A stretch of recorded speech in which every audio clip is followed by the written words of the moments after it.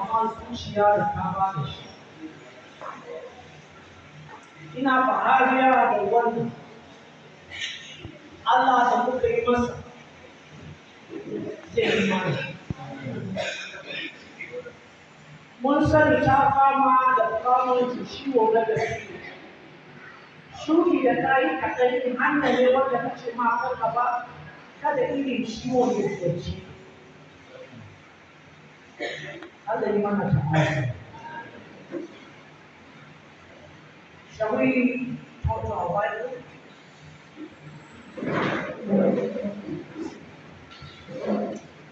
Matthew 25 again.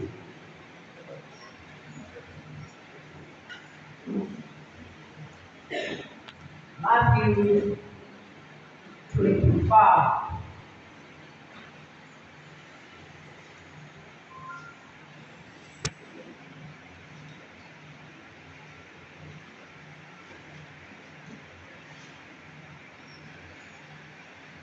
We'll start reading from verses 19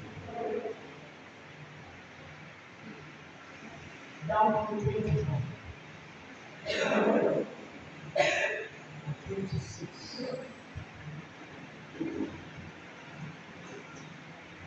Then I just read page down on our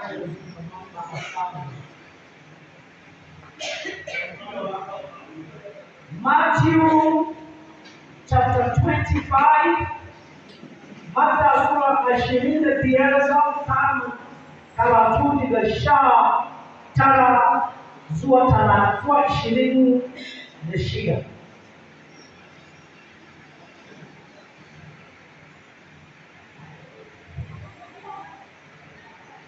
Kama ka ne wannan rayuwa kai magana, ka bude tunani ka ba mu fahimta.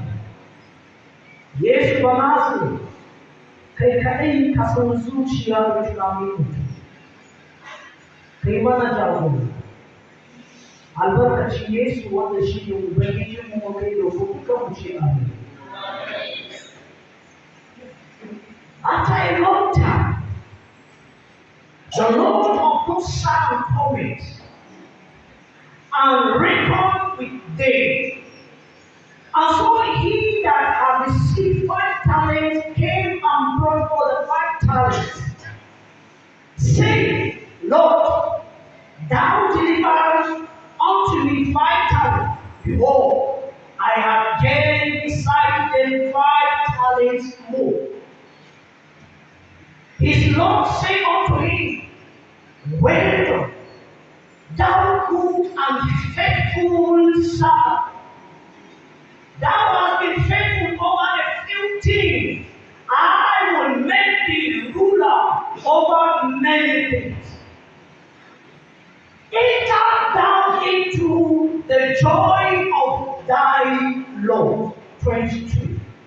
He also that hath received 2 talents came and said, Lord, thou delivered unto me 2 talents. Behold, I have gained 2 other talents besides them. His Lord said unto him, Well done, good and faithful servant. Thou hast been faithful over a few things, and I will make thee ruler over things. Many things. Enter thou into the joy of thy Lord. 24. Then he which had received the 1 talent came and said, Lord, I knew thee that thou art hard man, living where thou hast not sown, and gathering where thou hast not stilled. And I was afraid when I asked, and I went and hid thy talent in the earth.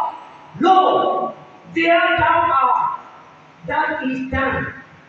His Lord answered and said unto him, Thou wicked,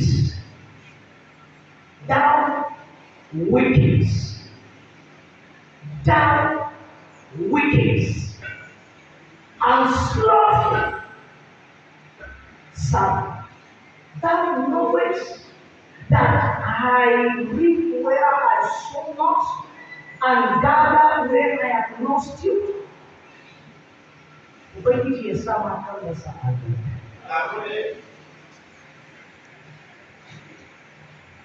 This morning, we are not going to take much time, but we are going to just reflect. Za mu duba a kan ayoyi da muka karanta kama daga 14 har zuwa 26. Even though those who can karanta some verses after them, then we pray. Your gifting as a major instrument in worshiping the Lord. Your gifting as a vital instrument in worship. Bayan wanka ko kuma baiwa da aka yi mana mai himman abu ne a cikin sujada wa Allah. Mun riga da mun establishing facts da cewa an kira domin mu yi mabauta wa Allah. Haka ne kuma mun riga da mun kafa darasi da cewa Allah da kansa ya zaɓe mu ya halice mu ba domin komai ba sai dai domin mu yi masa sujada. Shi ya sa muka fara da cewa dole ne ka iya ka san menene mahimmancin kasancewarka a duniya, menene ya ajiye ki a duniya, wani iko ne kike da shi da kika zata a duniya, zaman waye ne kike yi a duniya, zaman menene kake yi a duniya. It is paramount to ask yourself such a question. Me yasa kana duniya? Purpose of existence, purpose of your living. Mahimmancin kasancewarka ko kasancewarki a duniya, it is for a primary purpose, worship. Amen. If you live the whole of your time only for yourself, idan kin ɗauki sarrafin ki ko kin lalata ko kin ɓata da lokacin ki only a duniya matan ki kawai, yanayin yadda za ki ci ki sha ki tashi ki kwanta ki sake ki ci ki sha ki kwanta ki tashi, you are the most miserable than any other person. In rayuwarka ya tsaya a kan ci da sha, babu bautan Allah, babu wani asarancin kashe rayuwar ta wanda ya fi na waste of life and time and moment. Now, we have seen from the past that God has called men to worship. Yawa, abinda Allah ya sa ya baka mashi kana tuki domin ka ɗan samu tuwo ne, amma there is a primary task wanda ya fi tuwo. Allah ya baka office ko ya baka business ɗin ya baka domin sustenance ne, amma primary reason is for worship.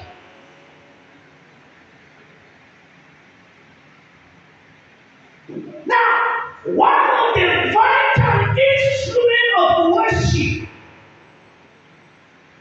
is your gift. It is your gift. Baiwa da aka yi maka menene bayaswa da aka baka? Wani irin bayaswa ne aka yi maka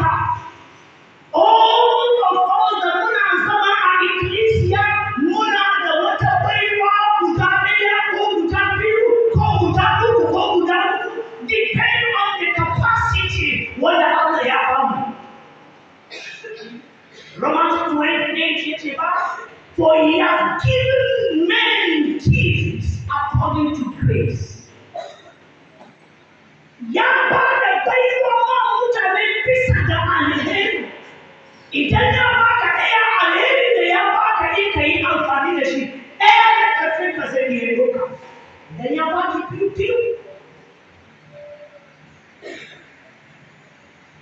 Now, this is Jesus speaking. Kalmar Yesu ne da kansa, kalmomi da ya faɗa da bakinsa. Yake ba za a kwatanta mulkin Allah kamar mutum ne wanda zai yi tafiya zuwa kasa mai nesa, sai ya tattara mutanensa, ya tattara ‘ya'yansa, yake zan tafi amma zan ba ku aiki, zan da.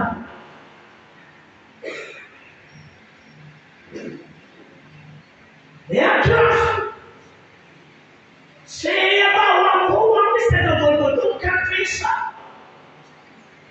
Sai ya ba wa kowa bisa ga yanayi da zai iya yi.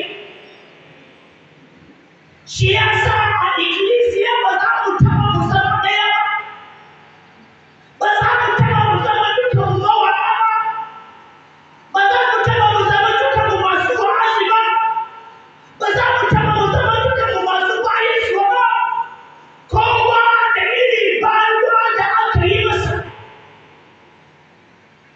Yake ba, ya kira su, sai ya ba su.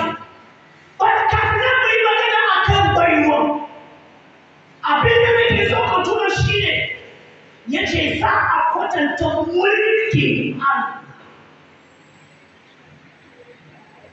That is to say, the kingdom of God is a business idea. Mulkin Allah alƙalla ne na kasuwanci. Mulkin Allah alƙalla ne mai kawo riba. Mulkin Allah alƙalla ne wanda take da nasara. Ya kira sai ya ba wa kowa. Ya ce gashi, ku je ku yi kasuwanci, ku je ku kawo riba. Ana cikin tafiya aka ce wani aka ɗiba aka ba shi biyar. Wancan shi ne za mu kira su ‘yan kwazo a cikin ikkilisiya. Za ka iya gaban wani yana yunka, za ka iya gaban wani yana fellowship, yana kungiya, za ka iya ka samu wani har nazari yana ciki, zai iya ya haɗa abu guda biyar yana ta turawa a madadin shi baiwansa bai kuma an zai yi shi haka ne ko ba.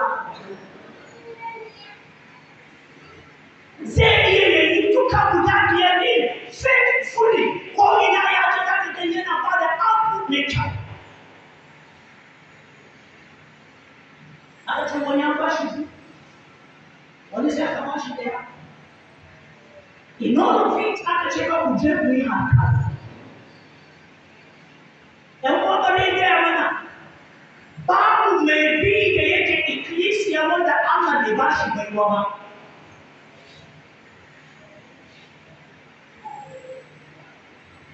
One of the richest places in the whole universe.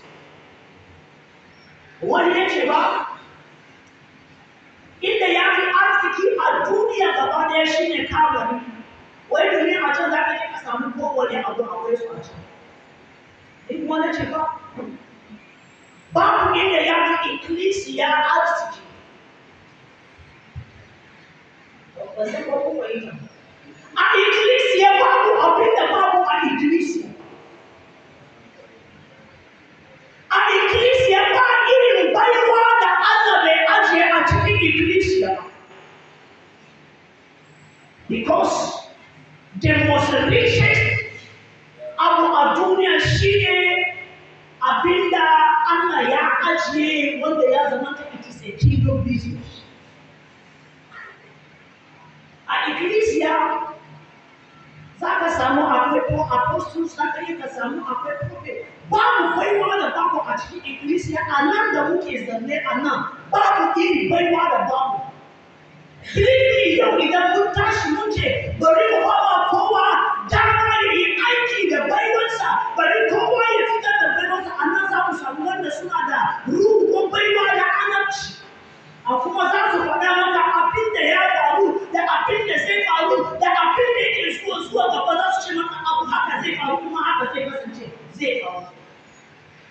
But do you know what? A cikin ikkilisiya sai muka mai da su sai suka zama mari. Ai idan wani ya ce maka ai ga abin da ya ga a rayuwarka, abin da za a fara faɗa da shi shine ai shi mari ne. Baya faruwa ne? Baya faruwa ne? A ikkilisiya za a iya samu waɗanda Allah ya ba su hangen gaba, wanda Allah ya ba su iko su gan abin da yake gaba domin su sani abin da yake zuwa.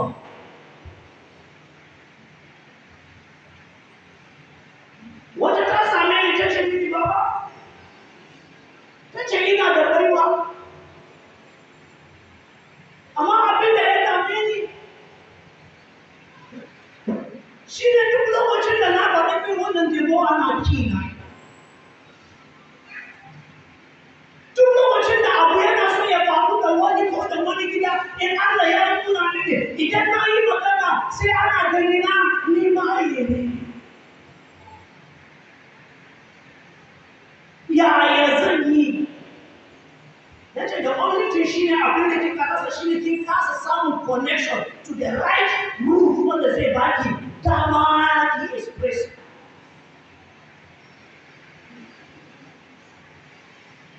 Akwai tema a cikin ku waɗanda idan sun yi mafarki abu ya faru haka zai kasance kuma haka yake kasancewa. Akwai su a cikin nan. Ko babu? Akwai su. Baiwa ne amma sai aka wantar da shi sai ba a amfani da shi. Muna da mutane da a ikkilisiya idan sun ɗaga maka waka sama da kanta suna yin albarka ma mutane suna saukar da wankan suwa idan suna waka mutane suna samu tabuwa da ruhu mai sarki abubuwa masu kyau suna faruwa cikin mutane. Amma a cikin ikkilisiya waɗansu sai suka hana su bai wanda ya aiki. Muna da mutane da a cikin ikkilisiya idan za su yi gaisuwa za su yi shi kamar Allah ne da kansa yana magana amma ba sa aiki da shi. Ikkilisiya tana da daraja, tana da riches wanda babu irin ta a duniya. Talk of human powers, abubuwan da Allah yake bayarwa ɗaukaka na samun ɗaukaka a cikin rayuwa ko a cikin gwamnati, babu abin da ikkilisiya ta rasa. Babu shi. A ikkilisiya za ka samu gwamna, amma gwamna har yau bai amfani da baiwarsa. A ikkilisiya za ka samu akwai prophet amma har yanzu prophet bai amfani da baiwarsa ba. A ikkilisiya za ka samu akwai senator har yanzu bai tashi ya fitar da baiwarsa ba. A ikkilisiya they are very very rich people. Wani abin da yake damuwa shi ne baiwa da aka baka ko aka baki idan kin yi aiki da shi riban ba nawa ba ne naka. Riban ba na wani ba ne naka ne. Amma abin damuwa shi ne cewa sun zanna sun danne suka dole da no suka samu rami sai suka binne.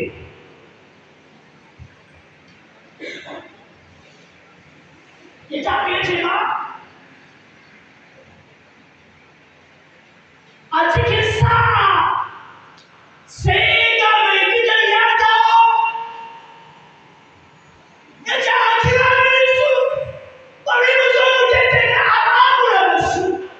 This is a time of authority. Come. Let's settle business. Menene business na? Menene baiwanka? Okay, an baka kai mai kayi da shi, kai mai kayi da shi, kai mai kayi da shi. Come and give account of what you have been given. Ebe bari in gaya mana, yau zan cire hannuna domin na faɗa, Allah ya sani na faɗa, da yawa a cikinku suna da baiwa, da yawa a cikin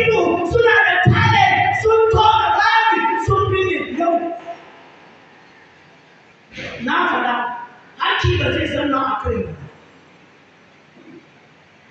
‘Yan ya mutu duk wani wanda ya ɗauka baiwan Allah ya sa a cikin rami, rana tana zuwa da Allah zai zo.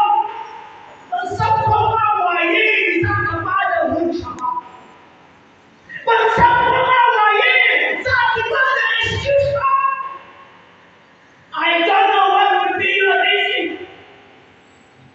Wasu mutane da hana ke, wasu mutane za ta baki riba, waye masa ne ya hana ka, waye masa ne za ta baka riba. The Bible says the time will come and you will settle an account with him, and you will give, and you will give. When that time comes, I don't know what it will be said of you. The Bible says, he that receive one, I don't know whether ko ya zama shi mai kishi ne, ko ya zama maka godiya ne, ko ya zama mutumin ne wanda baya da tunani ko sosai tunani. Littafi ya ce, ya ɗauki baiwan Allah sai ya ce ya binne, ya binne, mai gidan ya ce masa ba, kawo. Dama ka san ni haka ne, me ya sa baka bari ba, me ya sa ka ce ba za ka karɓa ba. Amma ga abin da zan gaya maka, ya ce kai mugun bawa.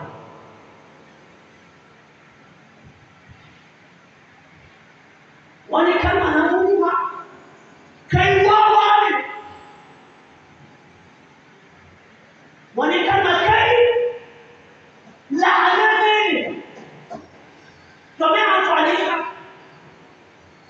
ga Allah wanda zai ba ka riba a sama, ga Allah wanda zai kai ka zuwa mulkin Allah, sai ka yi wasi da shi ta kafin ne za ka fi Allah da zai haka ka da kai ba wawanci ba.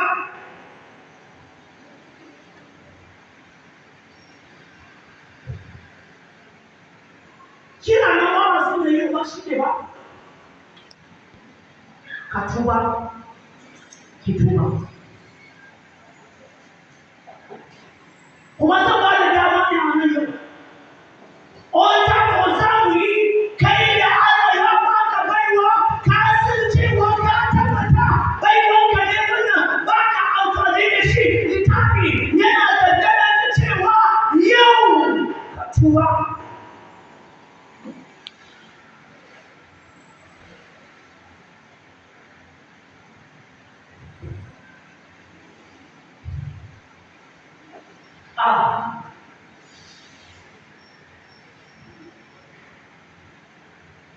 Wai har ana ta roƙa-roƙa, ana ta roƙa-roƙa, roƙar ka za a yi, roƙar ki za a yi, kafin nan ki yi ma kai da abin da ya dace. ‘Yan uwa, yau ya zama ya kare. Yau zai zama ya kare. Duk shaidan da yake rudin ka ba ka ganin darajar Allah sai kana ganin mutane, wannan yau ya kare ka ce amin. It's time to serve the Lord, to worship the Lord with our gift. It is time. Lokaci ne. Kada ka yi wasa. A kashe ce ba, ya ce ku karɓa a hannunsa. In ku karɓa ɗaya ne, sai ku ɗauka ku ba wanda yake da guda 5 ɗin. In ku karɓa shi sai ku kama shi, ku ɗaure shi, ku jefa shi a cikin wuta, yadda zai ce yana kuka, yana cizon haƙora. Ban san ko wa zai ce ya ɗauke shi ba, ban san ko zai ga ɗan juma ne a can ba, ban san ko zai ga kifi a can ba, ban san ko zai ga tsinkaye a can ba, ban san ko wane ne zai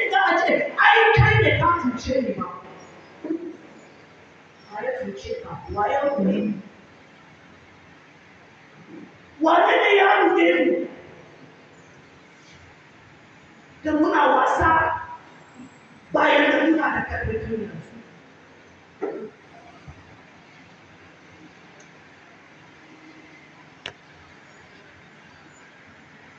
kana nan kina ka san cewa baiwanka ga shi na a ikkilisiya kuma ka san cewa Allah yana aiki da kai sai ka bar shi ba ka yin aiki da shi kana ta tura ma mutane bile cewa ai su ne ai waɗannan ne ai yan kaza ne ba za mu yadda ba yan micika su rena mana ba za mu yadda ba yan marki su rena mana ba za mu yadda ba yan cibo su rena mana ba za mu yadda ba ana ta kawo planes one upon planes yau za mu tuba daga cikin wata mun girmama wani mun girma ku fito mu yi addu'a domin tuba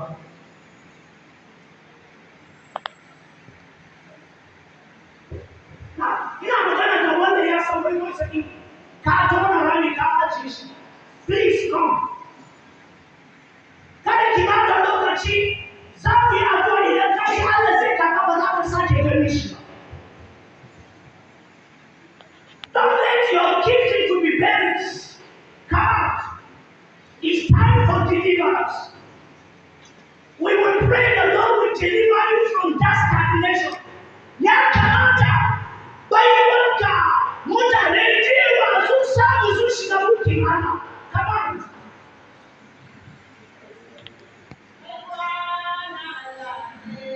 please I don't want to be repeating it you know you are here you are giving is in the church come out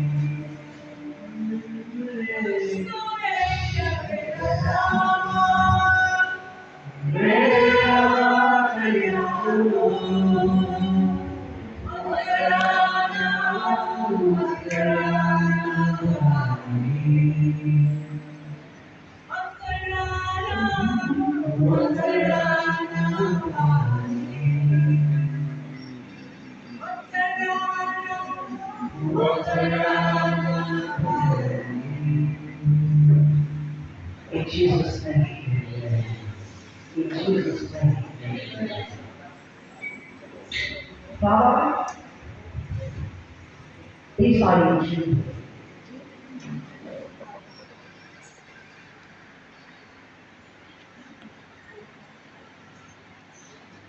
Ka yi musu jinkai.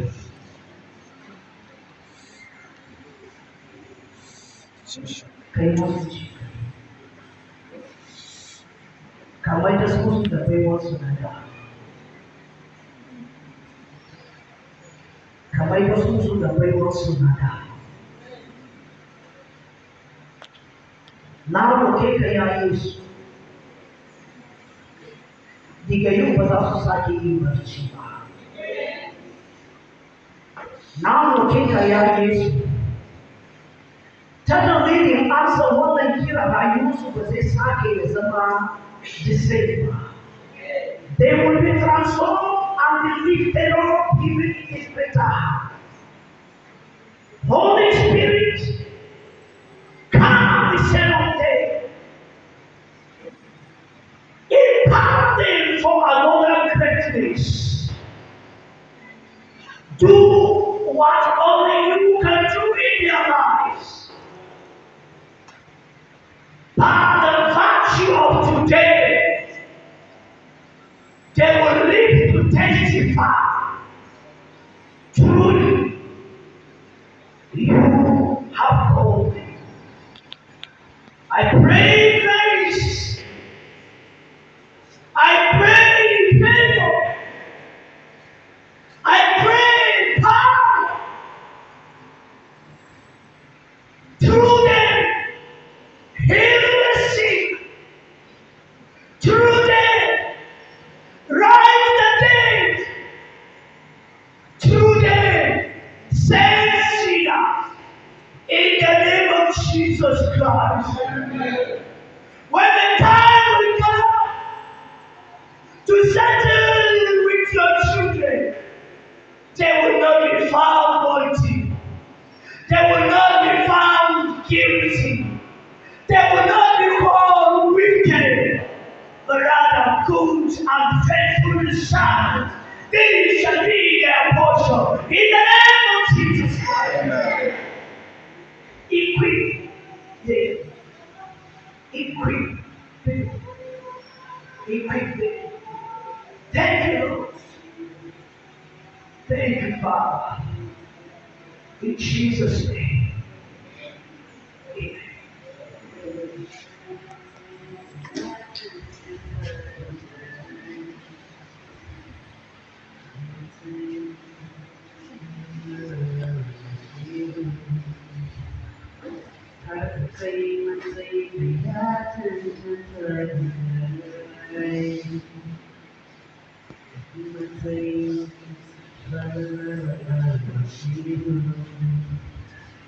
Oh, Jesus, okay,